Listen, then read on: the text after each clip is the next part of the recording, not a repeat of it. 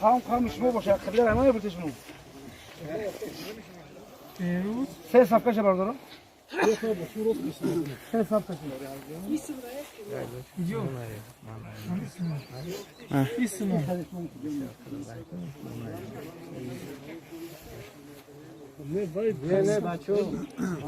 امروز کبی حضرت ولی بیا پیش خیلی مناسب بهروز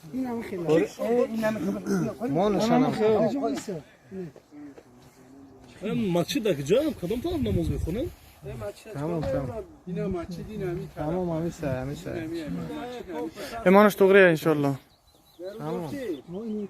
همین خیلی کم سپرس بیوخه صف بکشنه بارداره پیش بیان صف بکشنه بیا پیش زنی شما اکش مود بودو پیش بره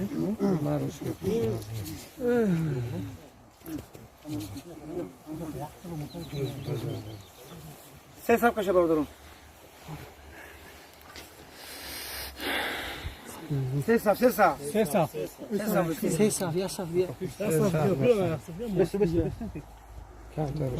أعوذ بالله من الشيطان الرجيم بسم الله الرحمن الرحيم كل نفس ذائقة الموت جوانان عزیز همدران عزیز امروز نمیخوام صحبت کنم در باره مرگ بس میخوام یک دو حدیث پیامبر اکرم صلی الله علیه و سلم براتون صحبت بکنم در باره رحم دلی جوانان عزیز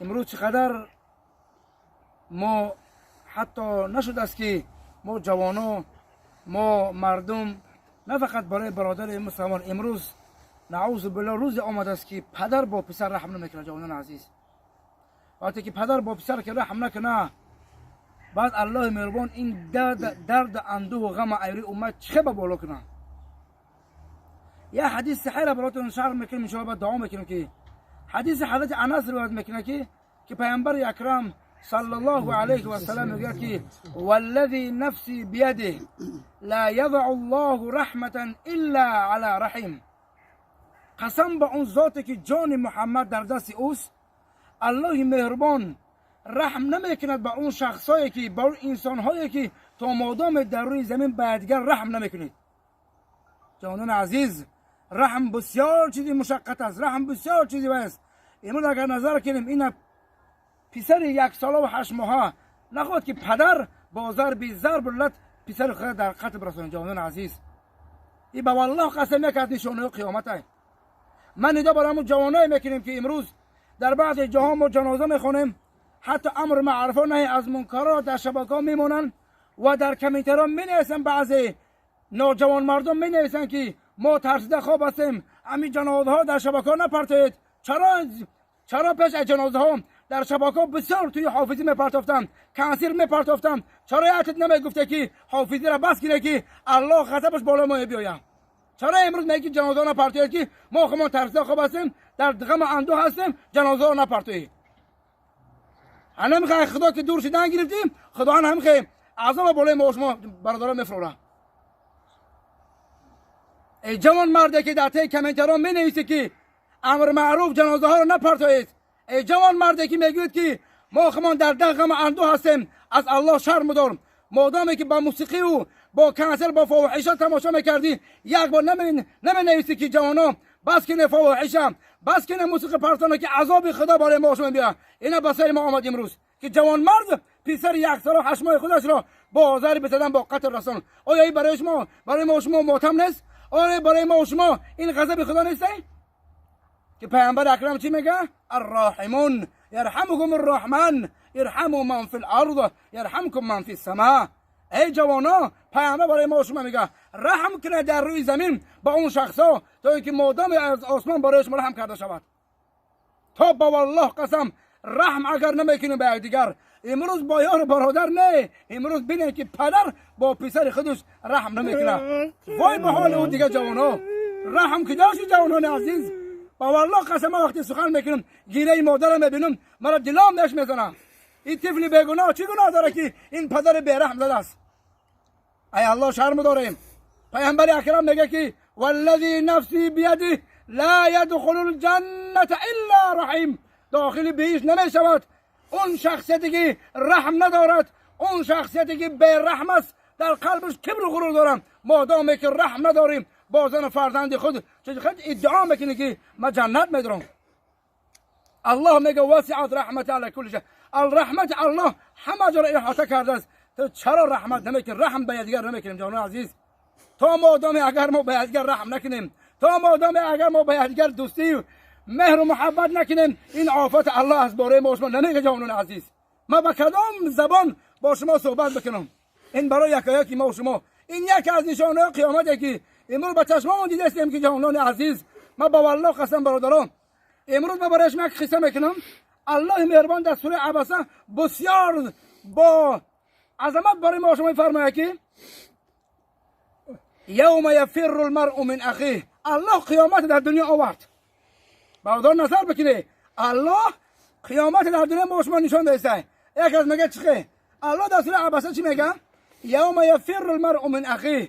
در روز قیامت برادر از برادر میگریزه، و صاحبته و منی، از زن فرزند میگریزی، از پدر و مادرت میگریزی. برای چی؟ امروز ویروس گفته قطعی برادر سلام علیک نمیکنی.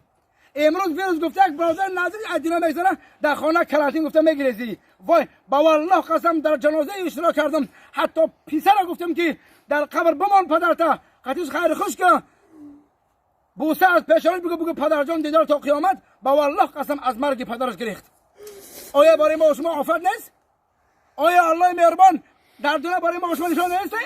این همین روز ببینه که امروز کرانتین گفتم، در جنازه اگر اشتراک نمیکنیم، باید دیگر سلام نمیکنیم، از دوری بس گفتم. در حدیث صحیح پیامبر اکرم میگه که وقتی شما در دنیا اگر در خرید و فروش، در معامله کردن فند فریب میکنید، دین الله را فراموش کردید، قانون الله را ناپسندی کردی، نماز نخواندی، روزه نگرفتی، رحمدلی نکردی، الله همین ویروس در بالات میاره. ای جوانا با مردم رفتار خوب بکنید. که پیامبر چی گفت؟ یک از پیامبر اکرم سوال داد عن اکثر ما یدخل الناس الجنه. ای رسول معظم اسلام، آیا در جنت چه شخصیت رو بسیار میدراین؟ پیامبر چی گفت؟ التقوى الله. یکم گفت تقوای زیبا، خدا ترسی. دیمش و حسن الخلق، با مردم رفتار زیبا کردن. اول رفتار با اهل بیت زیبا کن، اول با زن رفتار زیبا کن، با فرزندان زیبا کن. من براش من قصه میکنم. یک روز پیغمبر خدا صلی الله علیه و در مسجد نشسته بود، موعظه المعروف میکرد. دید که یک مردک در کنج مسجد بسیار گیره داره. پیغمبر ما بسیار و ما ارسلناک الا رحمتا للعالمین. با والله قسم پیغمبر ما رحمت بود، نه فقط برای مسلمان ها، برای کل عالم بشر رحمت بود. پیغمبر ما الله چی میگه؟ ای محمد و ما ارسلناک الا رحمتا للعالمین. ای محمد ما تو را فرستادیم برای عالمین رحمت. این به رحمت از امت محمد نیست. حتی پیامبر اکرم با دشمناش رفتار زیبا میکرد.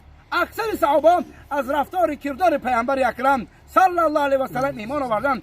ما چه شخصیت هستیم که در قلبم رحم دارم. ای جوانا، بعد پیامبر اکرم آمد نزد جوانمرد این بردک، گفت که تو چرا اینقدر گیره داری؟ این قصه برای پدر همین شخصیت دخالتی میکنه. گفت که ای رسول اکرم 11 تا فرزند من خودم به دست خودم کشتم. گفت 11 تا فرزند من خودم به دست خودم کشتم، 10 تاش فراموش کردم، یک تاش از خاطرم نمیبرایم. در دوره جاهلیت، در دوره پیش از اسلام مشرکان در خانه دختر تولید میشد، زینده و زینه دختراشون رو میکشتن. گفت که یک روز گفت میذارم خانه، در خانه کودک 5-6 ساله دخترک در حولی بازی داره. اولا ما پرسیم این کی است؟ اولاش گفت که ای شوهر جان، اینا از تو پنهان کردم، از تو بجای کلانش کردم، فقط که ما کلان شویم دستی ما را بگیره. این مردک میگه که در این نقد در پیغمبر خدا کرده، مرا جاهلیتم عمل مشرک کردم، مرا طاقت نماند. اولا ما گفتم که سر دهان دختر را بشان، خانه خیلی سوار ما توی میبرم. چه گفت سر دهانش بشان، گفت خانه خیلی سوار توی میبرم. اولاش خرسان که الحمدلله شوهری ما اصلاح شده، دیگه نمیکشه فرزندام. من گفتم سر دهانش شستم، لباسش پوشاندم، پیش از دست دادم در شوهرم، گفتم که ای شوهر جان، دختر جان ما ساق سلامت بیا با در دستم بسپار. من گفتم دخترش با آواز بلند گفته که دادا جان مرا توی میبره. دخترش دختر ما میگه دست میگرفتم از کوچه رفتم در نیم راه دخترم بازی میکنه گفته که مرا دادا جانم توی میبره خرسان بود که مرا دادا جانم توی میبره دخترم میگه با عقل بود وقتی دست میگرفته بود که وقتی ما از کوچه برآمدیم دخترم فهمید که مرا پدرم کشتنی میبره در پیش باشش غلط دیدم گفتم دادا جان تو مرا گفتی که تو من دوست میدارم تو مرا گفتی دوست میدارم تو مرا کجا بردی دختر من کسه کرده بردم در چاپارت افتم آخران سخنش این بود که دادا جان تو مرا فریب کردی تو مرا گفتی دوست میدارم دخترت همین بود مرا کجا میبری مرا چجورم دوست میدارم تو را من دوست میدارم می دادا جان میگه رسول اکرم همین آوازا سخن دخترم ایادم نمیبرویا پیامبر اکرم این خیلی انسان ها تربیت در دین میکرد امروز ما نخوب برادرای خودمون تربیت کردن نتونیم ای برادرها ما از الله دعا میکنیم خدا ما شما رحم دل بگردونه خداوند این مادری که در مصیبت از خداوند این مادرم با فرزند صالح و صالح نصیب بگردونه و خداوند این پدر این طفله که با رحم بگردانه برای ما عبرت بشه که ما معامله خودمون با فرزندمون زیبا بکنیم این طفل بیگناه ای جوانا هوشیار شویم با کدام کاری ما رو الله با برکت بده با کدام کار عملی ما رو الله با آفت بالای ما بگیره جوانای عزیز خداوند یکی ما شما توفیق بده خداوند جمله امت محمد با رحم با شوق بگردونه خداوند مادر ما رو صبر جمیل بده و خداوند باقی مانده اهل این خانواده را صبر جمیل عطا بفرسته در حق یک دیگر دعا بکنیم جوانان عزیز این دنیا برای یگان ته ما شما نمیمونه برای چی که حضرت مولوی میگه که اندیشه از مرگ مصطفی باید کرد اندیشه از مرگ مصطفی باید کرد شادی و طرب جمله رها باید کرد او با شرف و عزت خود باقی نمان ما را طمع خام چرا باید کرد پیامبر معظم اکرام صلی الله علیه وسلم در دنیا الله وظیفه‌اش داد همون گفت که الیوم اکملت لکم دینکم دینتون کامل شد بعد از 9 روزش الله مهربان به قبض روحش ملک الموت جوراهم کرد او که در دنیا وظیفه داشت ما وظیفه نداریم چرا در دنیا باید ادعا میکنیم که در دنیا 2 روزه شهوات دنیا را پیش میبریم مرگ فراموش نکنید جوانان عزیز مرگ فراموش نکنید در دنیا یگان کس باقی نمیمونه کل من علیه فان و یبقى وجه ربک ذو الجلال والاکرام خداوند یکی ما شما توفیق بده خداوند این مادرم صبر جنات بفرسته پروردگار جمله امت محمد با شوق با رحم دل بگردانه تا اینکه ما در جمله در بین برادرامون رحمه خداوند از قلبای ما کی به دور بگردانه خداوند این برادری که پسر خود قتل کرد خداوند او را توفیق بده و دیگه برادران عبرت بشه که رحم بکنن به دیگرشون الله مهربان سفر این دو درجه ما نجاش جنت فردوس بگردانه خداوند یکی ما شما رحمت مغفرت کنه در این قبرستان چی برادرها پا و خواهرها خواب باشن خداوند همشون رحمت مغفرت کنه قبرهاشون باغ جنت الفردوس بگردانه ربنا آتنا في الدنيا حسنه وفي الاخره حسنه وقنا عذاب النار برحمتك ارحم الراحمين